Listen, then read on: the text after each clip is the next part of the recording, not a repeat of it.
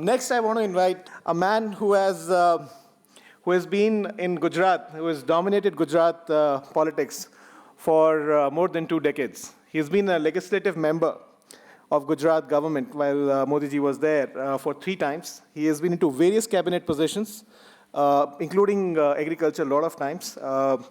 Purushottam Rupala ji, he's known for his clear vision. He has got a perfect understanding. He's a masses leader. He has been in people. He has helped bring various changes, various programs, and is an ideal leader that we look up to for the change that we are trying to bring in today. So may I request Purushottam Rupala ji to give his address, please. ये जो medicinal plant और aromatic plants के बारे में आचार्य जी के बोलने के बाद और कुछ ऐड करना वो मुझे ज़रूरी नहीं लगता है। उन्होंने जो भी डिमांडें रखी हैं उनमें भारत सरकार पूरे दिल से सहयोग करेगी, इतना ही मुझे कहना है और हम करने वाले भी हैं। मैं कृषि मंत्री के नाते एक दो चीज़ आपके साथ शेयर करना चाहता हूँ। एक तो जैसे ये कृषि के जोड़ी किसी भी चीज़ का प्रोडक्शन हो उसी समय उसका भाव हो, ये कभी होता ही नहीं। ये सभी चीज़ों के साथ जुड़ा हुआ। किसी प्रोडक्ट का जब भी मार्केट होता है, किसान की फसल आती है तो इसके भाव गिरते ही हैं। वो फिर मेडिसिनल प्लांट के बारे में है ऐसा नहीं, सभी के चीज़ के बारे में है, ये चल ही रहा है। और ये हमारे प्रधानमंत्री की सबसे बड़ी चिंता का विषय है। ये हमारे लिए, किसानों के लिए बड़ी गौरव की और आनंद की बात है। पहली बार आज़ादी के बाद किसी प्रधानमंत्री ने ये घोषणा की है कि हमारे किसानों की आय हमें दुगुनी करनी है। ये पहली बार हुआ है और पूरी सरकार की और ख़ास करके मेरे डिपार्टमेंट की सारी नीतियाँ उसी पे ही काम में लगी हुई हैं कि कैसे किसान की आय दुगुनी की जाए। तो इसमें एक ये बात भी हो सकती है, मेडिसिनल प्लांट लगाने से क्या हम इसकी आय में कुछ वृद्धि कर सकते हैं। और जैसे आचार्य जी बता रहे थे कि हम इसके बहुत ही बड़े खरीदार हैं, ये भी एक नई बात हो गई ना। 5 साल पहले कौन पूछता था यहाँ खरीदने वाला। कई बार किसानों ने ये मूसली के बारे में आके कई किसानों ने मूसलियाँ लगा दी, तो पहले कभी कभी इसकी बिक भी गई और बाद में फिर उनको रोना पड़ा। तो ये तो किसानों के साथ रोज़मर्रा का बात है। रही बात अभी इसको कैसे हम प्रमोट करें, तो जैसे आचार्य जी बता रहे थे ऐसे इनका एक नेशनल मार्केट के फोरम में कोई रचना की जाए जहां हर्बल मार्केट अपने देश का हो। उस दिशा में मैं मेरे विभाग से चर्चा करके क्या और कैसे किया जाएगा, कैसे कर सकते हैं, उस बारे में हम ज़रूर चर्चा करेंगे। आपसे भी परामर्श करेंगे, बोर्ड के साथ भी बैठ के इस दिशा में हम करेंगे। और मेरे मन में बैठे बैठे ही बात आई थी कि हमारा ऊंझा का जो गुजरात का मार्केटिंग यार्ड है वो वैसे भी स्पाइसेस का मार्केट है और अंतर्राष्ट्रीय मार्केट जैसा उनका कलेवर है। यदि इसमें हम इनको बताएंगे तो वहीं से इसका प्रारंभ भी कर सकते हैं कि वहाँ एक ऐसे हर्बल का एक अलग सेक्शन हो, तो कैसे हो, फिर इसके साथ कैसे जुड़ सकते हैं, व्यापारी कैसे जुड़ सकते हैं और वहाँ किस प्रकार की सुविधाएं होनी चाहिए, ये भी हमको बैठ के तय करना होगा। तो एक मॉडल के रूप में हम ट्राई करेंगे, वो गुजरात से हम करवाएंगे, आपके साथ परामर्श करके करवाएंगे। तो इसमें कुछ आगे हम कार्रवाई कर सकते हैं। हम वो कोलगेट से कोई ब्रश करते ही नहीं थे 50 साल पहले इस देश में कोई, मगर उन्होंने मार्केटिंग कर दिया कि इनके बगैर आपके दांत यूं ही पड़ जाएंगे, तो अब हम वो सारा घिसने लगे। अब बाबा ने बता दिया कि वो ज़रूरी नहीं है, ये अपनी जड़ी बूटियों से चल रहा है, तो अब सब दंत मंजन ही कर रहे हैं, दंत क्रांति लगाने लगे। तो इस प्रकार से मेरे हिसाब से इसमें कोई कानूनी जो बाबत हैं जो इसमें बाधा कर रही हैं, कुछ टैक्स के मसले हैं, कुछ एग्रीकल्चर प्रोडक्ट या हर्बल प्रोडक्ट उसमें डिवीज़न है, तो इसका क्या हो सकता है हल, ये एक बार हम आपसे आपकी इस चिंतन शिविर से भी जो निकलेगा परामर्श वो आप हमको भेजिए। मैं आप सभी को आश्वस्त करूँगा, जो अपनी ये परंपरा है आयुर्वेद की और मेडिसिनल प्लांटों की, उनकी ये जड़ी बूटियों की तो हमारी कितनी बड़ी आस्थाएं थी। ये हम इसको काट छांट कर नहीं लेते थे, हम इस वनस्पति को निमंत्रण देते थे और दूसरे दिन उसकी पूजा करके उसको अपने पास लेते थे। ये परंपरा थी हमारी। ऋषि और कृषि ये दोनों ही इस देश का आधार हैं, इस दोनों को साथ चलना है। मुझे बहुत खुशी है आप सबसे मिलने की, आप सबसे मेरी बातें शेयर करने की, और मेरा विभाग और हमारी सरकार इसमें आपका पूरा सहयोग करेगी। धन्यवाद। बहुत बहुत धन्यवाद मिनिस्टर साहब। Now I'd like to invite my elder brother and Northeast Delhi MP Manoj Tiwari ji. He won his elections, 2014 Lok Sabha elections. His passion for music still continues, and he continues to record various albums while he also looks after Delhi's development as one of his key agendas. आप सभी को प्रणाम, नमस्कार। मुझे जैसे यहाँ का invite मिला था तो मैंने सोचा था कुछ समय निकाल के ज़रूर चलूँगा। इसलिए नहीं कि कुछ बोलना है, इसलिए कुछ सीखना है, कुछ समझने की कोशिश करूँगा, इसलिए मैं आ गया। हमारे गुरुजी भी उपस्थित हैं, आदरणीय बालकृष्ण जी। वो जहाँ उपस्थित हो जाए वैसे ही लगता है कि जड़ी बूटी का सुगंध आने लगता है, और उन्होंने बहुत ऊंचाई हासिल की है इस क्षेत्र में। मेरा ये मानना है कि हम जैसे लोग जो अपना पूरा कैरियर छोड़ कर के अचानक राजनीति में आए हैं, हम भी आपकी तरह किसी न किसी क्षेत्र में शोध कर रहे थे, लोगों को खुशियाँ देने, उनके दर्द को कम करने, संगीत के मार्फत, सिनेमा के मार्फत। मेरे घर में कभी भी कोई व्यक्ति राजनीति में नहीं रहा, गांव का प्रधान भी नहीं रहा। मूल रूप से गांव का व्यक्ति हूँ। उस गांव का हूँ जहाँ चोट भी लग जाती थी तो माँ हल्दी थोप के ठीक कर देती थी, और सर्दी हो गई तो काढ़ा पी के ठीक हो गया। ऐसी तमाम जो घरेलू चीज़ें होती हैं उनका उपयोग कर करके हम लोग बड़े स्वस्थ रहे। ऐसी स्थिति में मैं आपको सिर्फ इतना विश्वास दिला सकता हूं आज कि आप जिस तरह से सोच रहे हैं वो सोच सामने आ रहे, सरकार आपके साथ बैठी है। आप विश्वास रखें, जैसे आप सोच रहे हैं, जो आपके जितनी प्रॉब्लम्स हैं जो रियली सॉल्व होने चाहिए, उसको सरकार सॉल्व करने के लिए पूरी तरह से नीयत से भी और नीति से भी सदैव तैयार है। ये मैं सिर्फ इसलिए नहीं कह रहा हूँ कि मैं सरकार के अंदर हूँ, मैं इसलिए भी कह रहा हूँ मैं सरकार के अंदर रह के भी सरकार के बाहर वालों की तरह सोचा करता हूँ।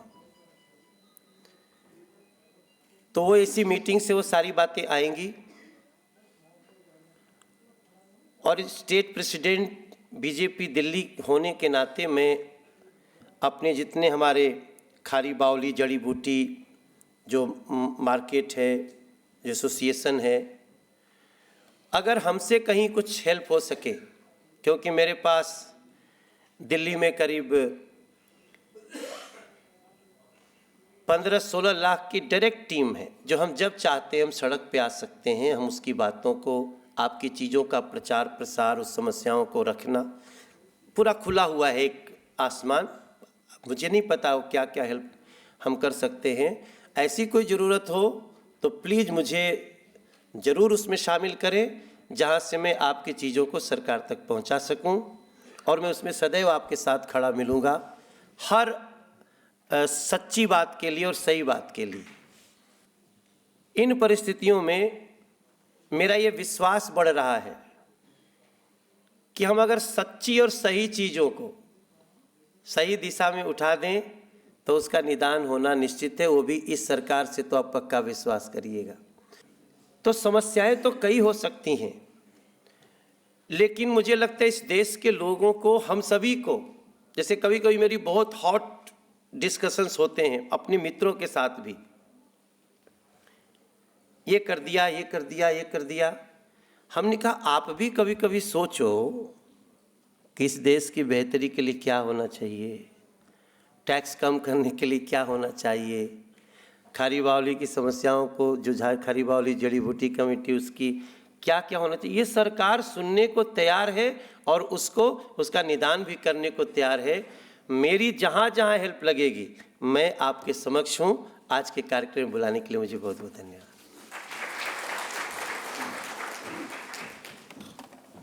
Thank you, Manoj ji. I'd now like to introduce our final speaker for the day, Dr. Jitendra Singh. He has 5 portfolios as of today, which is Ministry of Development of Northeast Region. His MOS for Prime Minister's Office. His MOS for Personal and Public Grievances and Pensions. He's handling Department of Atomic Energy, and he's also handling Department of Space.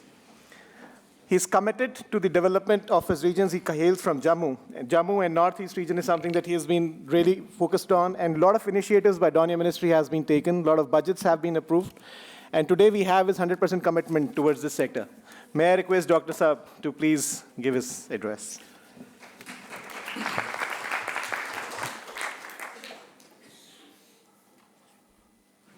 मंच पर आसीन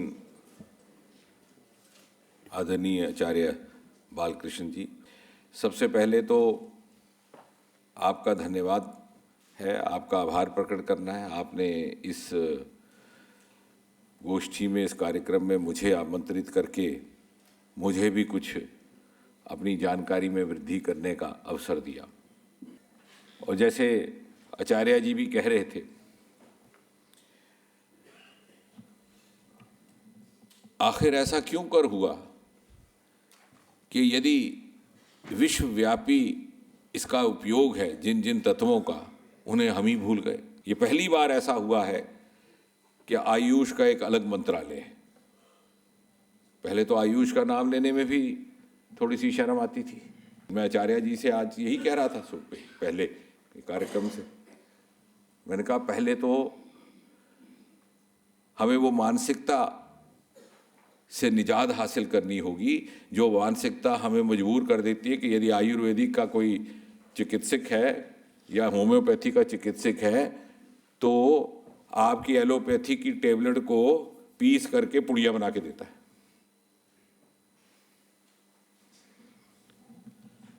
और उसका कारण ये है कि उसको अपने होने पर कॉन्फिडेंस नहीं है।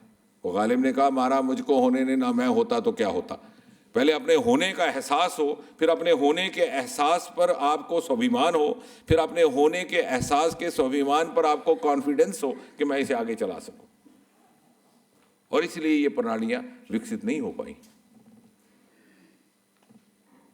जो आयुर्वेदिक का चिकित्सक बन जाता, यूनानी का बन जाता, होम्योपैथी का बन जाता, वो बनता by default, not by choice, not by aptitude. जाते थे और उसके लिए भी कुछ एक आगे चल कर के जिस दिशा में सरकार चल रही है, मुझे लगता है उसका भी कुछ समाधान ढूंढना होगा। जैसे आपका अभी कॉमन एंट्रेंस की परीक्षा होती है, घर से सभी एमबीबीएस करने जाते हैं, जो छूट जाते हैं वो आयुर्वेद में चले जाते हैं। आचार्य जी मैं ठीक कह रहा हूँ ना? बिल्कुल बदलना। जहाँ तक हमारा ये मेडिसिनल प्लांट्स और आयुष और भारतीय पद्धति का संबंध है। और एक बात इसमें मैं ये भी जोड़ दूं चिकित्सक होने के नाते कि बहुत जल्द सरकार तो अपनी ओर से करेगी ही। रूपाला जी ने भी बहुत बढ़िया बात कही कि मंत्रालयों के बीच में और बोर्ड के बीच में समन्वय होना चाहिए। और आचार्य जी ने भी बहुत अच्छी बात कही जो इन्होंने अपने विनम्र शैली में बात कही नहीं, लेकिन अर्थ ये था कि उस बोर्ड में कुछ एक्सपर्ट होने चाहिए। केवल ब्यूरोक्रेट और राजनीतिक तो नहीं चला सकते। We have now entered into an era of communicable diseases. वो कौन सी हैं? डायबिटीज, हृदय रोग, हार्ट डिजीज, लाइफ स्पैन बढ़ गया तो कैंसर्स, क्योंकि जाना तो है ही है, फिल्म तो कटनी है, रील, ऐसा तो नहीं है कि अमर हो गए, कोई बीमारी नहीं होगी, कोई ना कोई बहाना बनना। और ये बीमारियां हैं लाइफस्टाइल डिजीज, जीवन शैली की बीमारी। और ये जो जीवन शैली की बीमारियां हैं, they require holistic management. Bharat में अब जो बीमारियां अधेड़ आयु में होती थी वो कम अवस्था में होने लगी। पहले जब आप कहते थे कि साहब किसी को डायबिटीज हो गया तो आपके ध्यान में कल्पना आती थी कि 40-45 अधेड़ उम्र, 50 वर्ष की अधिक आयु का कोई पुरुष होगा, महिला का तो कभी कल्पना नहीं होती थी। अब आपको 32 वर्ष, 30 वर्ष, 25 वर्ष की आयु में डायबिटीज, हार्ट अटैक, चलते फिरते कार्यालय जाते, दफ्तर जाते, गाड़ी चलाते, हार्ट अटैक हो गया साहब नवयुवक को। तो diabetes in young and heart attack in young, मैं आपको इसको वैज्ञानिक ढंग से पेश करूं, that is the challenge of 21st century India. और इसका महत्व केवल चिकित्सा की दृष्टि से नहीं है, इसका एक व्यापक महत्व है। वो कैसे? वो इसलिए कि आज 125 करोड़ की जनसंख्या में 65 से 70% हमारी जनसंख्या 35 और 40 वर्ष की आयु के नीचे है। वर्तमान भारत 2017 का भारत युवाओं का भारत है, 70% यहाँ 40, और ये 40% जिनको कि अपनी ऊर्जा से भरपूर होकर के देश के राष्ट्र के निर्माण में कार्य करना है। मोदी जी ने जो अनेकों अद्भुत कार्यक्रम लाए हैं उनको आगे बढ़ाने का कार्य करना है। जो हम देश को विश्व मूर्ति बनाने का स्वप्न देख रहे हैं उस स्वप्न को साकार करना है। यदि यही लोग डायबिटीज से पीड़ित हो जाते हैं तो भला इनकी ऊर्जा का कितना नुकसान होगा?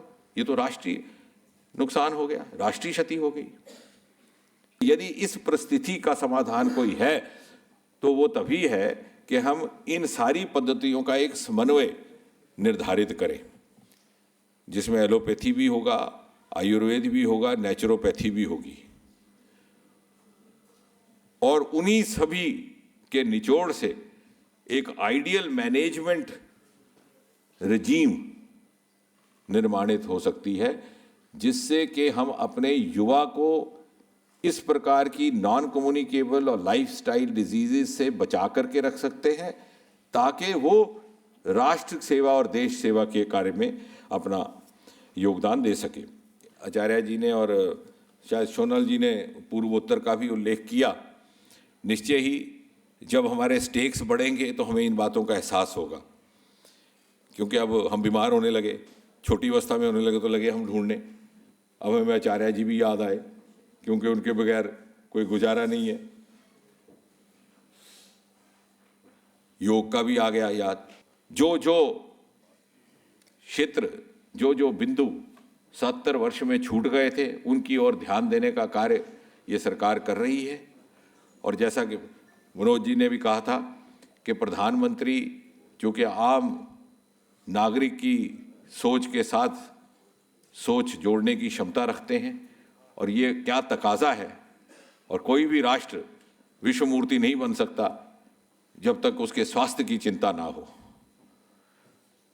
और स्वास्थ्य की चिंता अगर यदि हमें करनी है तो वो सारा धरोहर जिसका उपयोग विदेश के लोग कर रहे हैं और हमारे यहाँ वो हमारा रिजर्वायर है, हम उसका भरपूर उपयोग कर पाए। आचार्य जी जैसे लोगों का हमारे बीच होने का सदुपयोग हो, इसी कामना के साथ और इसी प्रतिबद्धता के साथ और इसी संकल्प के साथ आपको एक बार पुनः इन 2 दिवसीय गोष्ठी के लिए शुभकामनाएं, और हर प्रकार का सहयोग हमारी ओर से उपलब्ध रहेगा जब भी आपको इसकी अपेक्षा रहेगी। धन्यवाद।